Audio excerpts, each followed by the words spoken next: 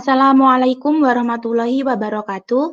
Kami dari kelompok 4 akan mempresentasikan materi integral IPA 3 untuk memenuhi tugas kelompok mata kuliah Matematika Rekayasa 2. Anggota dari kelompok 4 ada Muhammad Fatkur Rahman, ada Nailul Magfiroh, ada Nova Dwi Romadona, dan terakhir ada Raka Rahmadani.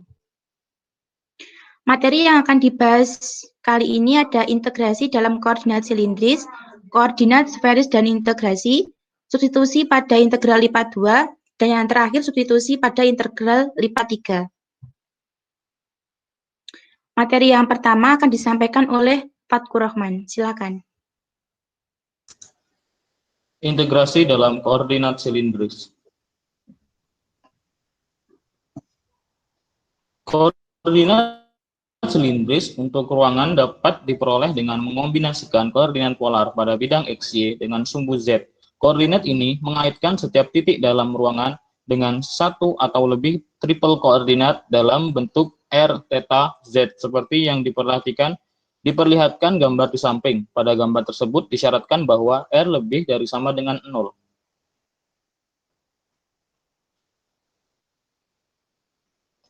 Definisi koordinat silindris. Koordinat silindris menyatakan suatu titik P dengan triple terurut R, theta, Z dengan R lebih dari sama dengan 0. R dan theta adalah komponen koordinat polar untuk proyeksi vertikal P pada bidang XY. Z adalah koordinat arah vertikal dalam bentuk koordinat persegi. Persamaan yang menghubungkan koordinat persegi XYZ dan koordinat silindris R, theta, Z sebagai berikut.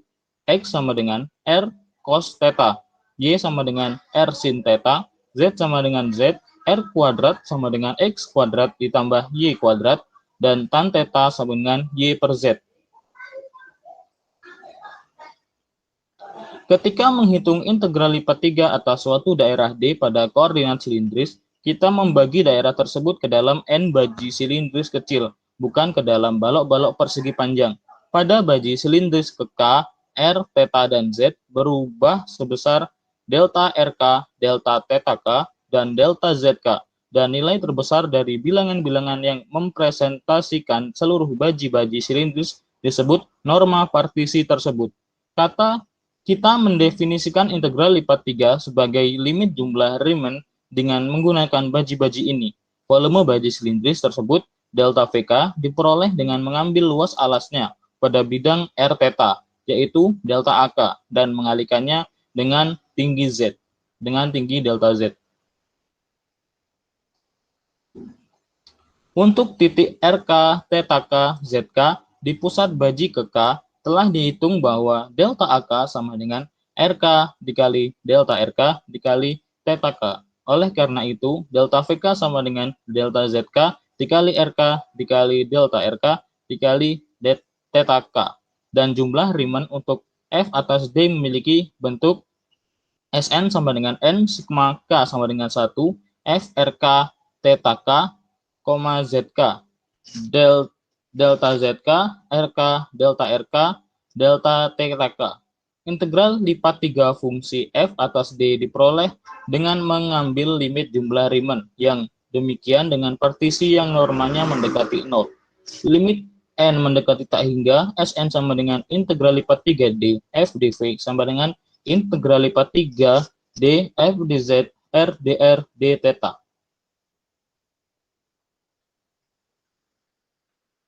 Integral lipat 3 dalam koordinat silindris kemudian dihitung sebagai integral berulang, meskipun definisi koordinat silindris dapat dipahami tanpa pembatasan apapun pada theta. Dalam banyak situasi, ketika mengintegrasikan, kita akan perlu membatasi pada suatu interval dengan panjang 2pi. Oleh karena itu, kita menentukan persyaratan bahwa alfa kurang dari sama dengan 0, kurang dari sama dengan beta, dengan 0 kurang dari sama dengan beta, dikurang alfa, kurang dari sama dengan 2pi.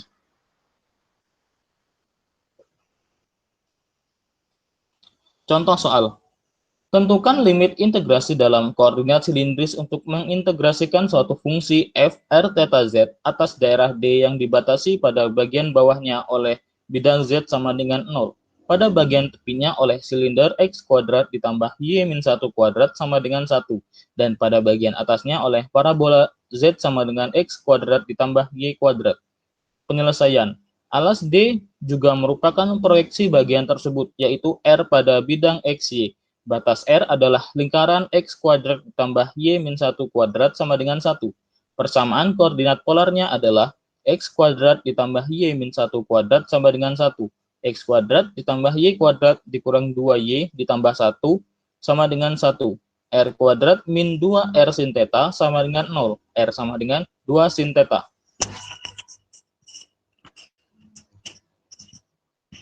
Daerah disketsa pada gambar di samping.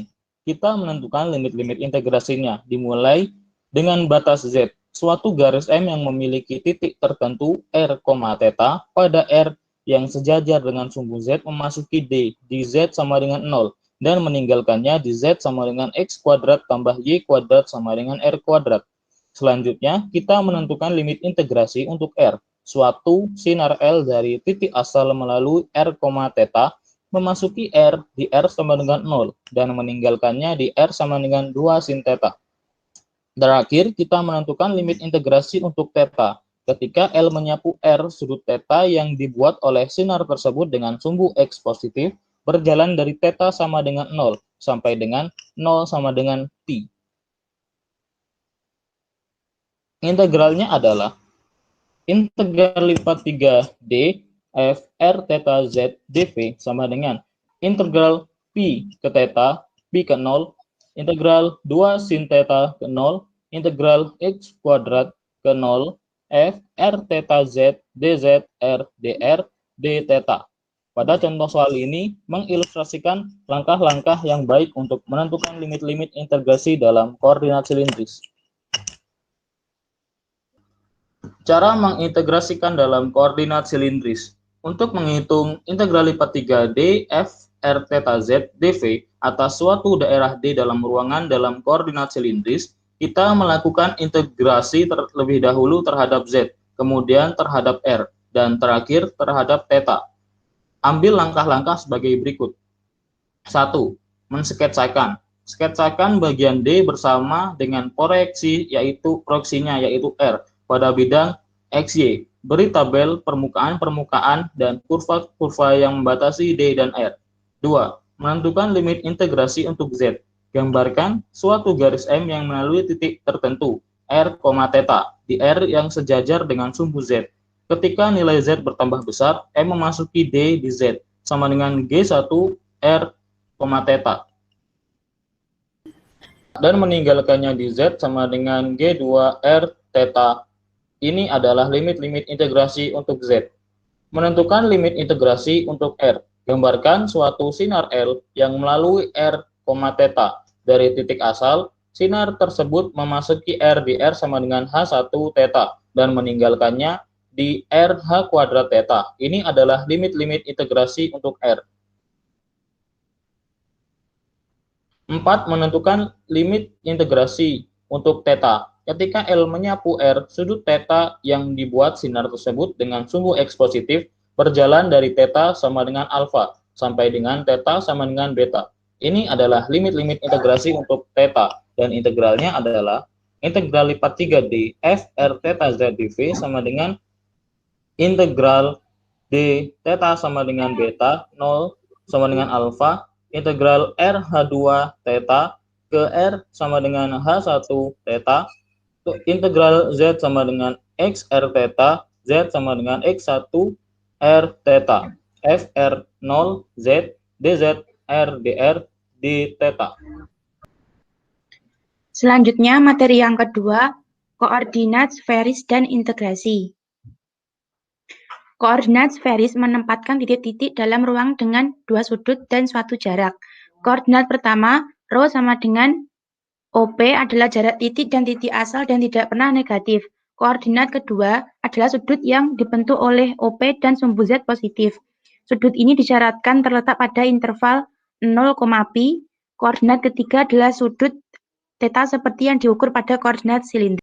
Definisi koordinat sferis menyatakan suatu titik P dalam ruang dengan triple terurut rho, psi, theta, dengan rho adalah jarak dari P ke titik asal. Rho lebih dari sama dengan 0. Psi adalah sudut yang dibentuk oleh OP dan sumbu Z positif 0 kurang dari sama dengan psi kurang dari sama dengan pi. Theta adalah sudut dari koordinat silindris. Pada peta bumi, theta berkaitan dengan garis bujur suatu titik pada bumi dan psi adalah garis lintangnya. Sedangkan rho berkaitan dengan ketinggian di atas permukaan bumi. Persamaan rho sama dengan A menggambarkan bola beradius A dan berpusat di titik asal.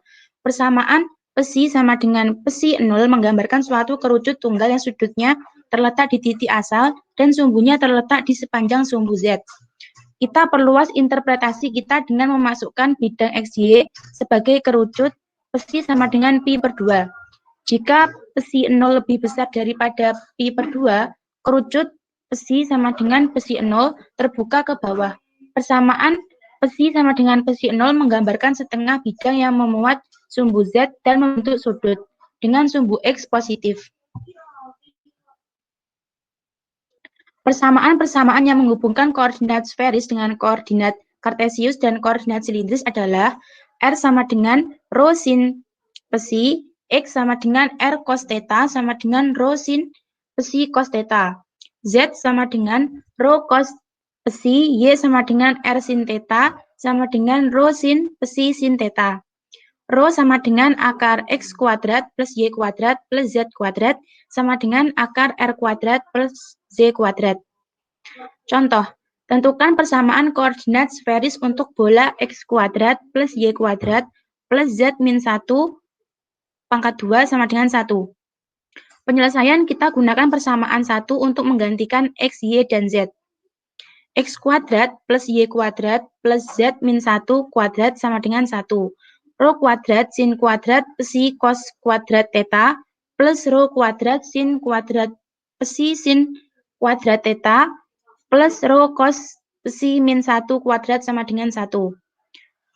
Rho kuadrat sin kuadrat psi cos kuadrat theta plus sin kuadrat theta dibagi 1 plus rho kuadrat cos kuadrat psi min 2 rho cos psi plus 1 sama dengan 1. Rho kuadrat sin kuadrat psi plus cos kuadrat psi sama dengan 2 rho cos psi.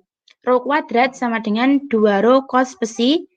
Rho sama dengan 2 cos psi, rho lebih dari 0.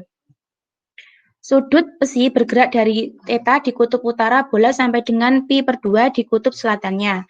Sudut psi tidak muncul pada pernyataan untuk rho yang menunjukkan simetri terhadap sumbu Z. Koordinat sferis bermanfaat untuk menggambarkan bola yang berpusat di titik asal. Setengah bidang yang memiliki engsel di sepanjang sumbu Z, serta kerucut yang titik puncaknya terletak di titik asal dan sumbu-sumbunya terletak di sepanjang sumbu Z. Permukaan-permukaan seperti ini memiliki persamaan-persamaan nilai koordinat konstan. Rho sama dengan 4 apabila bola beradius 4 berpusat di titik asal. Psi sama dengan pi per 3 apabila kerucut yang terbuka ke atas dari titik asal membentuk sudut pi per 3 radian dengan sumbu Z positif. Theta sama dengan pi per 3 apabila setengah bidang memiliki engsel di sepanjang sumbu Z. Membentuk sudut pi per 3 radian dengan sumbu X positif. Ketika menghitung integral lipat 3 atas suatu bagian D dalam koordinat sferis, kita membagi bagian tersebut menjadi n baji sferis.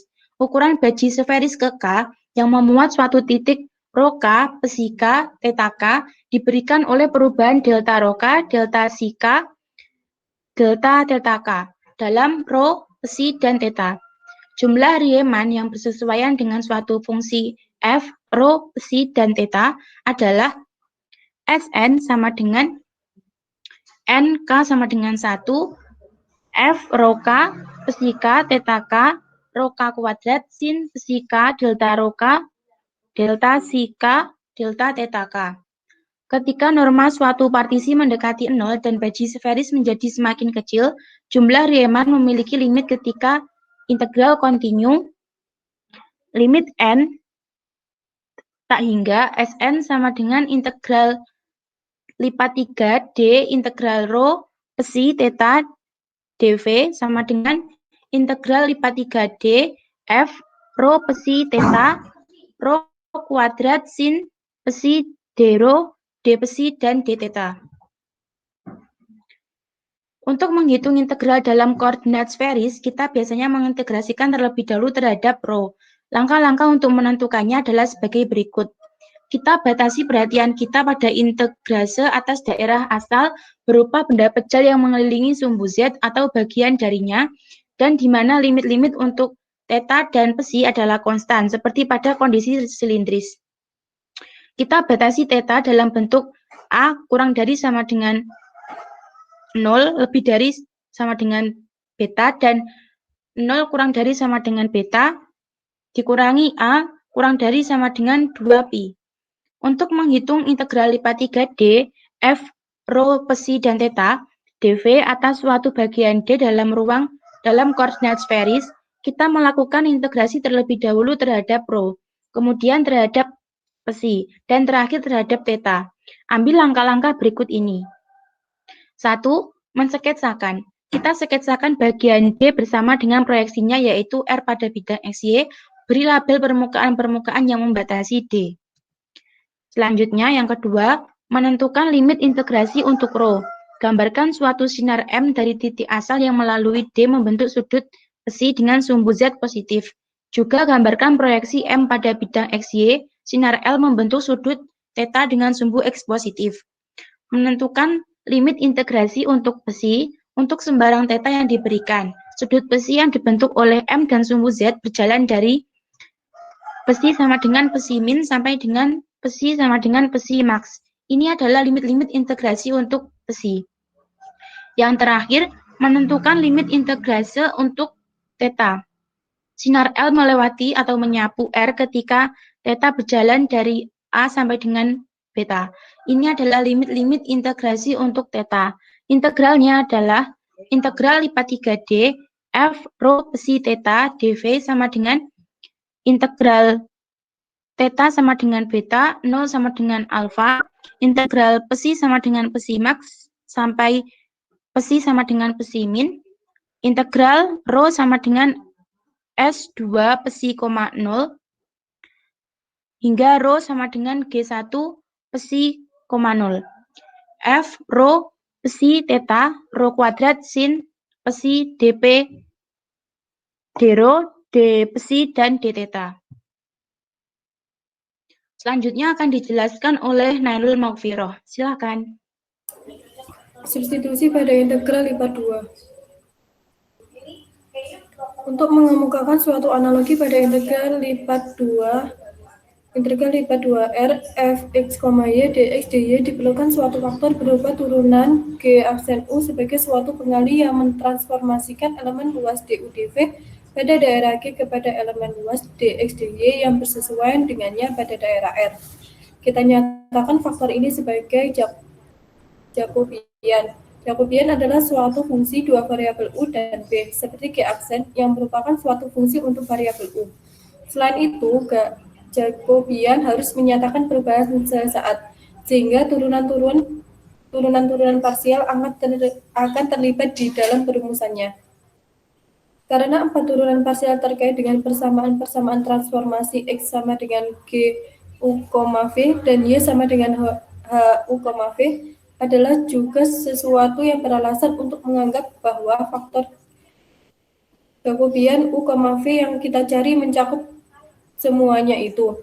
Properti-properti ini terungkap dalam definisi berikut ini yang dibentuk dari turunan-turunan parsial dan dinamai dengan matematikawan Jerman Carl Jacobi. Definisi determinan Jacobian atau Jacobian transformasi koordinat. X sama dengan G U, V, Y sama dengan H U, V adalah J U, V do X per du, dy per du, dy per dv sama dengan do X per do V kali do Y per do V min do X per dv. Jacobian juga dinyatakan dengan J U, V do X, Y per do U, V. Dengan definisi determinan Jacobian, kita mengetahui kaitan antar integral dari F, Y atas daerah R dengan integral dari F, G kali U, V H U, V atas G. Next. Misalkan bahwa f, x, y kontinu pada daerah R, dan misalkan G adalah praperta dari R di bawah transformasi X, G, U, V, Y, U, V yang dianggap satu-satu pada interior G jika fungsi-fungsi G dan H memiliki turunan-turunan parsial pertama yang kontinu dengan interior G, maka integral lipat 2R f, x, y, dx, dy sama dengan integral lipat 2G f, g, u, v, h, u, v mutlak do x, y per do u, v du, dv. Next. Contoh, tentukan Jacobian untuk transformasi koordinat polar x sama dengan r cos theta, y r sin theta, dan gunakan persamaan substitusi integral lipat 2 untuk menuliskan integral Cartesius integral lipat 2r f, x, y, dx, dy sebagai suatu integral polar. Penyelesaian pada gambar tersebut memperlihatkan bagaimana persamaan x sama dengan r cos theta, y sama dengan r sin theta mentransformasikan persegi panjang G 0 kurang dari sama dengan R, kurang dari sama dengan 1, 0 kurang dari sama dengan theta, dan kurang dari sama dengan pi per 2 ke seperempat lingkaran R yang dibatasi oleh x kuadrat plus y kuadrat sama dengan 1 di kuadran pertama bidang min x, y. Untuk koordinat polar, kita memiliki R dan theta sebagai pengganti U dan V dengan x sama dengan R cos theta dan y sama dengan R sin theta.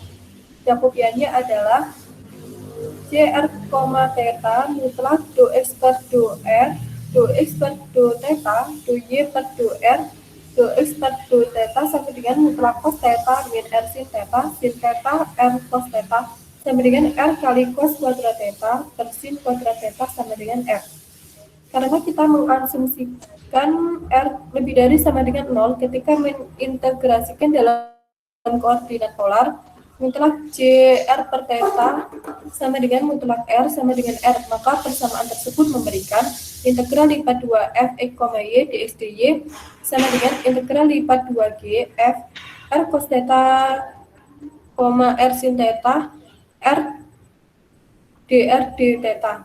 Ini adalah rumus yang sama yang telah kita turunkan tersendiri dengan menggunakan suatu argumentasi geometris untuk luas polar pada sebab tersebut. Dan perhatikan bahwa integral pada ruas kanan persamaan 3 bukanlah integral f r cos theta, r sin theta atas suatu daerah pada bidang koordinat polar. Integral tersebut adalah integral hasil kali f r cos theta, r sin theta, dan r atas daerah G pada bidang Cartesius r theta. Berikut ini suatu contoh substitusi di mana bayangan suatu persegi panjang yang mengalami transformasi koordinat tersebut adalah suatu trapezoid. Transformasi seperti ini disebut transformasi linear dan Jacobiannya adalah konstan pada G. Dan selanjutnya akan dijelaskan oleh Raka Rahmadani.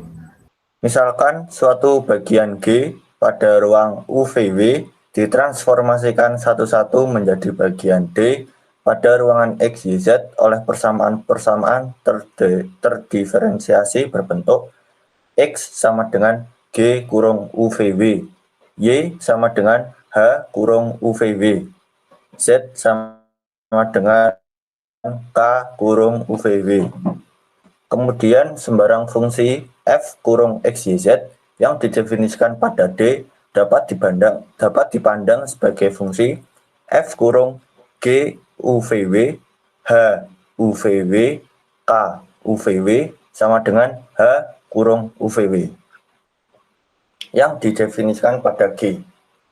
Jika G, H, dan K memiliki turunan-turunan parsial pertama yang kontinu, maka integral dari F, X, Y, Z atas D dihubungkan dengan integral dari H UVW atas G dengan persamaan integral lipat 3 F, X, Y, Z, dx, dy, dz sama dengan integral lipat 3G H kurung UVW J kurung UVW du, dv, dw. Faktor J UVW yang nilai mutlaknya tampak pada persamaan ini adalah determinan Jacobian. Determinan Jacobian bisa dilihat di gambar seperti berikut. Determinan ini mengukur seberapa besar volume di sekitar satu titik di G mengembang atau menyusut karena transformasi dari koordinat UVW ke koordinat XYZ tersebut. Seperti dalam kasus dua dimensi penurunan formula perubahan variabel diabaikan. Untuk koordinat silindris R dan theta, Z menggantikan tempat UVW, ditransformasikan dari ruang kartesius R, theta, Z ke ruang kartesius XYZ. Diberikan oleh persamaan-persamaan sebagai berikut. X sama dengan R cos theta, Y sama dengan R sin theta, dan Z sama dengan Z. Sekian presentasi dari kelompok 4. Apabila ada kesalahan kami mohon maaf. Wassalamualaikum warahmatullahi wabarakatuh.